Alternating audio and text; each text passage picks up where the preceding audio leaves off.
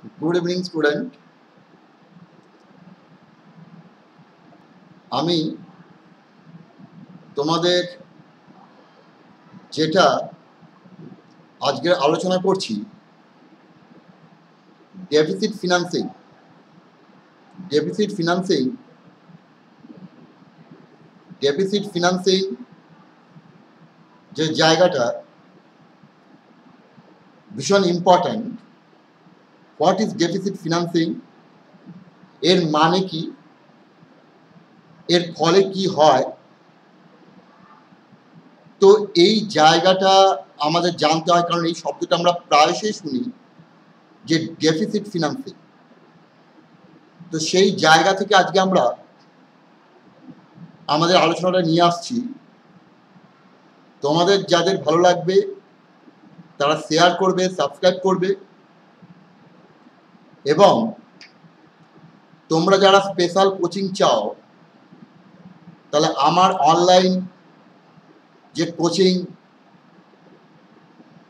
ক্লাসগুলো হয় তাতে তোমরা জয়েন করতে পারো, যেখানে WBCS এবং ইউপিএসসির ইকোনমিক্স দুটোই দেখানো হয়। এবং তোমাদের যদি কোনো রকম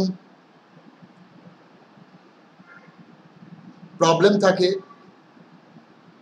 কোনো কোশ্চেন্স থাকে, তাহলে তোমরা আমাকে কমেন্ট বক্সে লিখে জানাবে।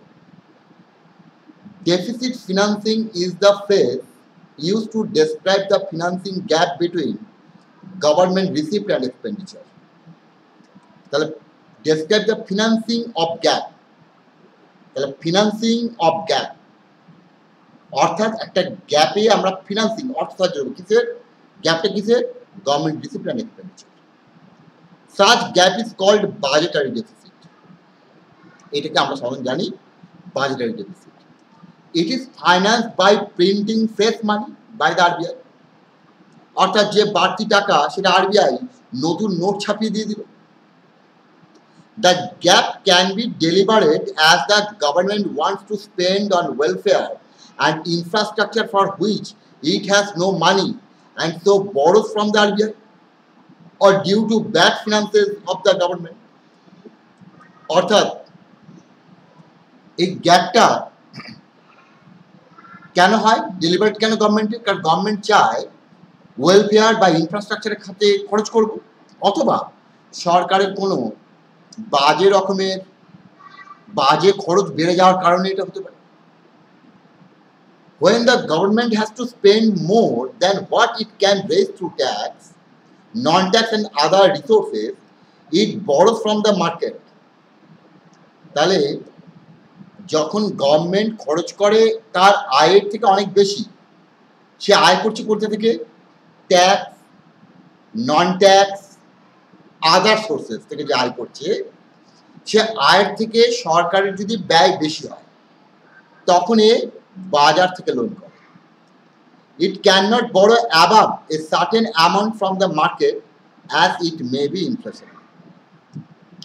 কি বলছি? It cannot borrow above a certain amount, একটা নির্দিষ্ট অ্যামাউন্টের বেশি ধার করতে পারে না, কারণ এটা ইনফ্লেশনারি অর্থাৎ মুদ্রাস্ফীতিকে বাড়িয়ে তুলতে পারে। Drives up wasteful government expenditure, যেটা গভর্নমেন্টের বাড়তি খরচকে বাড়িয়ে তুলবে। পুশ আপ ইন্টারেস্ট রেটস, সুদের হারকে বাড়িয়ে দেবে। ইনক্রিজ গভর্নমেন্ট ডেট বার্ডেন, সরকারের ঋণ ভারকে বাড়িয়ে দেবে। And thus divert resources from plan to non plan. এবং যেটা প্ল্যানের যে রিসোর্সগুলোকে আমরা রেখেছি, যে এগ্রিকালচারে এত টাকা খরচ করবো, শিক্ষা এত টাকা করবো, করতে পারবো না, তখন ওইটাকে আমাকে নন প্ল্যানে নিয়ে আসতে হবে, কারণ এমন ইনফ্লেশনারি চাপ চলে আসবে। Burden future generation with unduly high taxation and thus disrupt intergenerational parity and crowd out private investment. তাহলে এর ফলে কি হতে পারে? ফিউচার যে জেনারেশন যারা আসছো তোমরা, তাহলে তোমরা এসে দেখবে তোমাদের আয়ের উপরে অনেক বেশি ট্যাক্স, অনেক বেশি রেস্ট্রিকশন অর্থনৈতিক, অথবা এইটা বেসরকারি বিনিয়োগকে কমিয়ে দেবে, তাড়িয়ে দেবে, যাকে বলা হয় crowd out. Then Reserve Bank of India prints money, Reserve Bank of India print করে money. In other words, when the resources from taxes, user charges, public sector enterprises, public borrowings, small scale borrowings, and others are not enough, RBI prints and gives to the government. It is called deficit financing.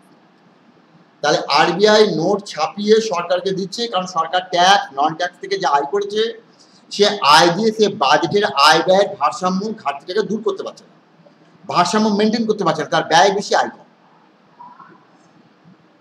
তাই তখন RBI গভর্নমেন্টকে ধার দিচ্ছে কিভাবে? Note ছাপিয়ে। The money printed by the RBI is called high powered money or reserve money. RBI যে note ছাপায় তাকে বলা হয় হাই পাওয়ার্ড মানি বা রিজার্ভ মানি, যেটা আমি আমার ব্যাংকের ক্লাসগুলোতে আমি আলোচনা করেছি। The concept of budget deficit was dropped from 1997. তাহলে 1997 থেকে বাজেট ডেফিসিট এই কনসেপ্টটাকে ড্রপ করেছে, ছেড়ে দেওয়া হয়েছে, বাতিল করা হয়েছে। Budget and as a result deficit financing also stop. যেহেতু বাজেট ডেফিসিট ধারণাটাকে আমরা বাতিল করেছি, এই ডেফিসিট ফিনান্সিং ব্যাপারটা আর আসছে। That is as a concept both were discontinued as the two sides of the same coin. Budget deficit is monetized through deficit financing. যেহেতু একই কয়েনের এপিট ওপিট, কারণ আমার ডেফিসিট আছে বলে টাকা ছাপিয়ে আমি তাকে দিচ্ছি, তাহলে ডেফিসিট না থাকলে টাকা ছাপানোর দরকার নেই। এটাই ছিল deficit financing. In fact FRBM disallows, অর্থাৎ এফআরবিএম মানে fiscal responsibility and budget management act, disallows, permit করে না RBI printing money to finance government deficit in normal condition. FRBM যে অ্যাক্ট, তাতে বলা হয়েছে আরবিআই গভর্নমেন্টের যে ডেফিসিট ফাইন্যান্স সেখানে কিন্তু নোট ছাপিয়ে করবে না সাধারণ ক্ষেত্রে। But the economic condition having become adverse since 2008-9, যখন একটা ডিপ্রেশন আমাদের এনগালফ করেছিল, আমাদের দেশে বিশ্বের সঙ্গে আমাদের দেশকেও ধরে নিয়েছিল, government to force to abandon the FRBM rule and spending well beyond the limits set by the act. FRBM অ্যাক্টে বলা ছিল যে সরকার কত টাকা ধার করতে পারবে বাজার থেকে, কিন্তু 2008-9 যা অবস্থা তাতে কিন্তু সরকার সেই নিয়মটাকে মানতে পারল না। সে তার প্রয়োজনের অতিরিক্ত যতটা লিমিট ছিল তার বাইরেও সে ধার করল।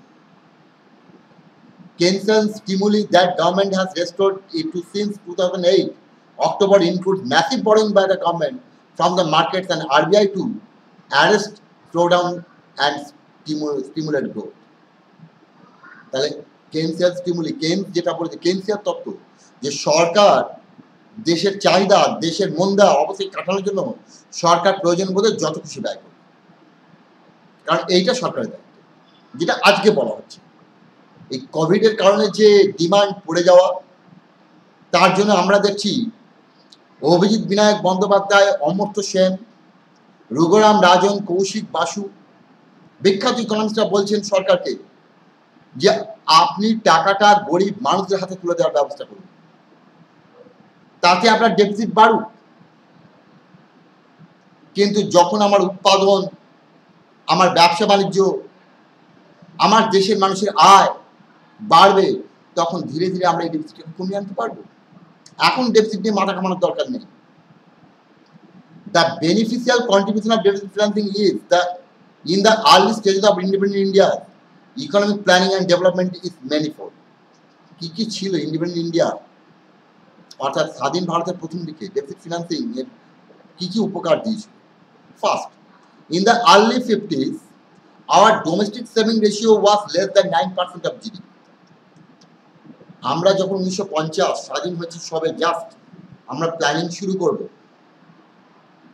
ঠিক এই সময় আমাদের দেশের ভেতরে যে পারিবারিক যে সঞ্চয়, ডোমেস্টিক সেভিংস, সেটা ছিল জিডিপির 9%, and that constraint the investment and welfare activity of the government. তার ফলে আমাদের ক্যাপিটাল ফর্মেশন খুব কম, তার ফলে ইনভেস্টমেন্ট কম, সরকারের ওয়েলফেয়ার অ্যাক্টিভিটিটাও কম ছিল। ঠিক আছে, investment and welfare activity of the government. The capacity to raise non-inflationary sources of financing, taxes, small savings, genuine public borrowings was highly limited.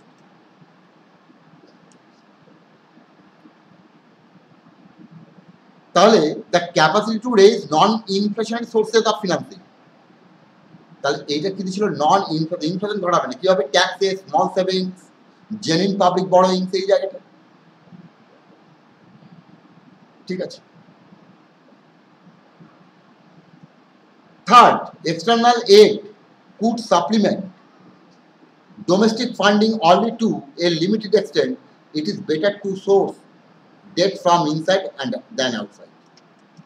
তাহলে external aid just supplement, পরিপূরক, just সাহায্যকারী, সহায়ক, supplement হিসাবে এসেছিল। তার ফলে আমরা ধার করতাম দেশের মধ্যে, দেশের বাইরে।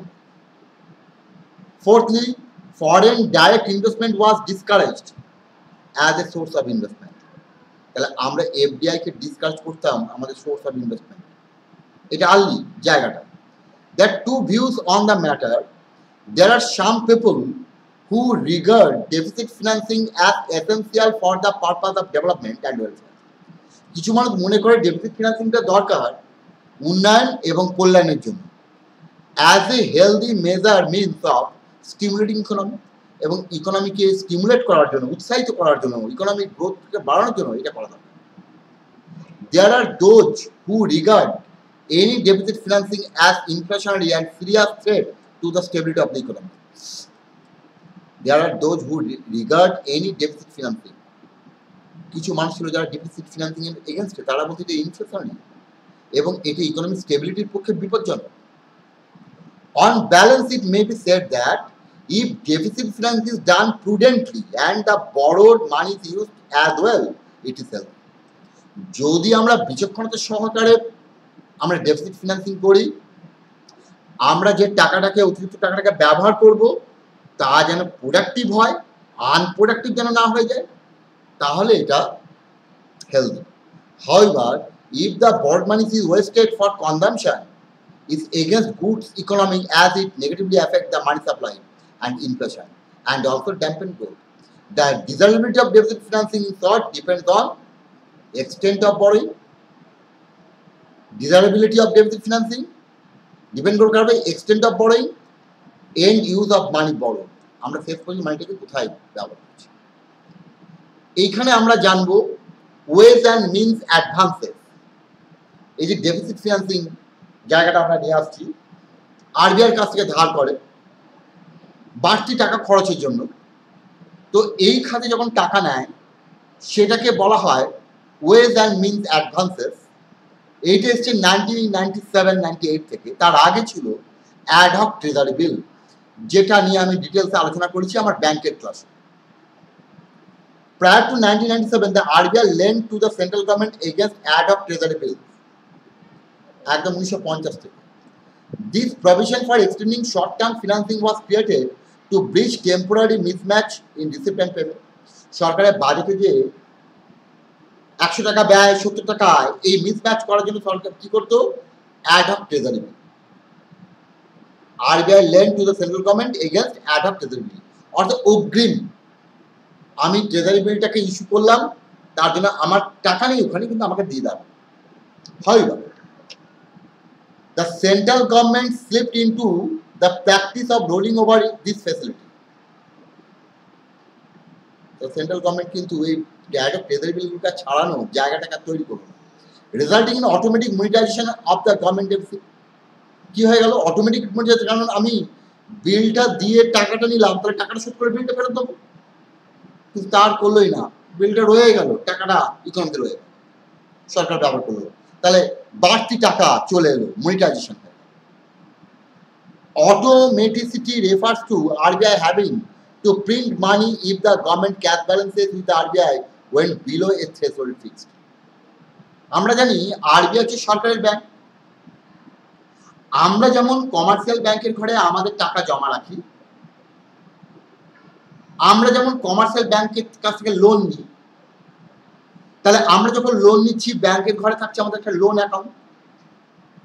আমরা যখন ডিপোজিট রাখছি তখন কমার্শিয়াল ব্যাংক কাছে আমাদের থাকছে একটা ডিপোজিটার। তেমন গভর্নমেন্ট সেন্ট্রাল ব্যাংক আরবিআই ঘরে অ্যাকাউন্ট, যে অ্যাকাউন্ট থেকে লোন নেয় গভর্নমেন্ট সেটা লোন অ্যাকাউন্ট, যে অ্যাকাউন্টে টাকা জমা রাখে সেটা গভর্নমেন্টের ডিপোজিট অ্যাকাউন্ট। এবার এই ডিপোজিট যেমন আমাদের বলা হয় যে ব্যাংকে আমরা মিনিমাম আমাদের অ্যাকাউন্টে 1000 টাকা পেয়ে রাখতাম, তার নিচে আমরা নামলে কিন্তু অ্যাকাউন্টটা ক্লোজ। তেমন গভর্নমেন্টের একটা থ্রেশহোল্ড লিমিট আছে যে গভর্নমেন্ট মিনিমাম আরবিআই ঘরে কত টাকা রাখতে হবে, তার নিচে নামলে হবে না ক্যাশ ব্যালেন্স। তখন আরবিআইকে মানি প্রিন্ট করতে হবে, তার নিচে যদি চলে আসে, তার ব্যালেন্স যদি তার নিচে চলে আসে ড্রডাউন হয়, অর্থাৎ সরকার টাকা এত তুলে নিচ্ছে যে তার যে থ্রেশহোল্ড লিমিট তার নিচে চলে এসছে, তখন আরবিআইকে কি করতে হবে? Print money. It had no choice but to create currency and lend to the government of India. The process of creating 91-day bills and subsequently funding them into non-marketable special securities at a very low interest rate, 4.6%, emerged as a principal source of borrowing. তাহলে সরকারের main টাকার জায়গাটা, যোগানের জায়গাটা কোথায় হয়ে গেল? 91-day treasury bill,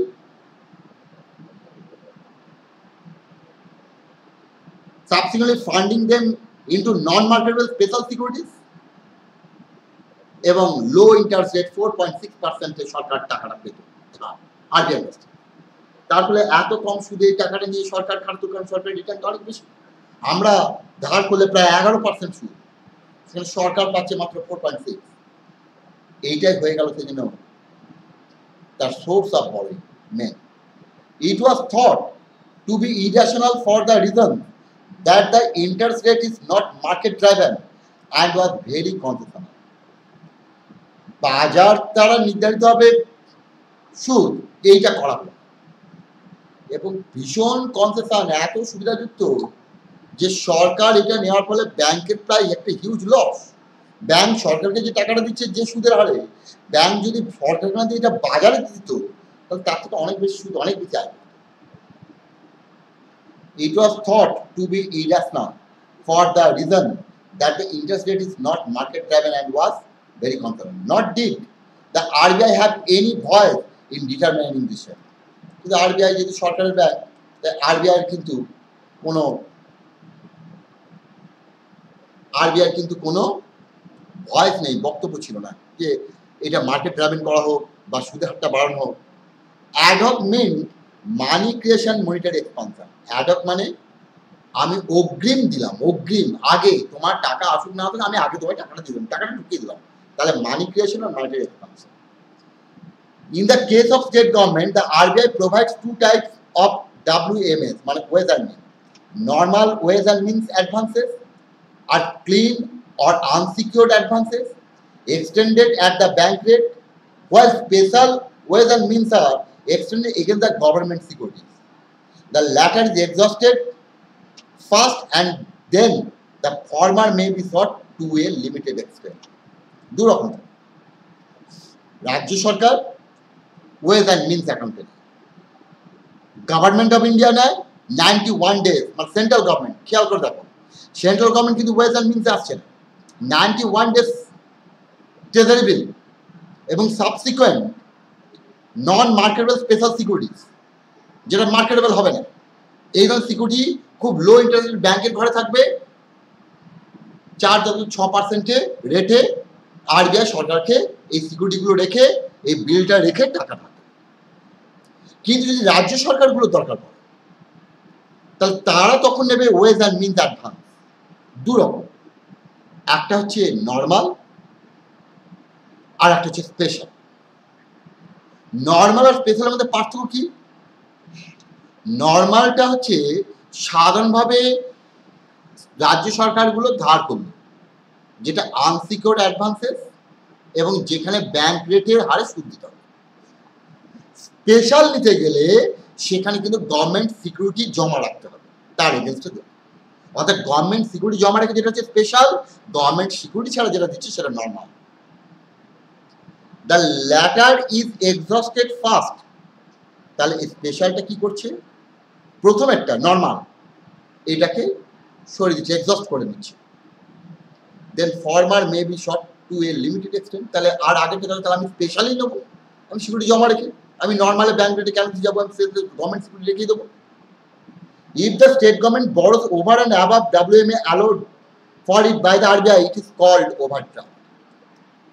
তাহলে যতটা লিমিট দেওয়া আছে WMA অর্থাৎ ওয়েজ অ্যান্ড মিনস অ্যালোড যতটা করা আছে স্টেট গভর্নমেন্টের জন্য, যদি তার থেকে বেশি নেয় তখন একে বলা হয় overdraft, and there is a limit to that to set by the RBI, এবং ওভারড্রাফটের একটা লিমিট আছে। এবার আমরা চলে আসছি ad hoc treasury bills and WMA.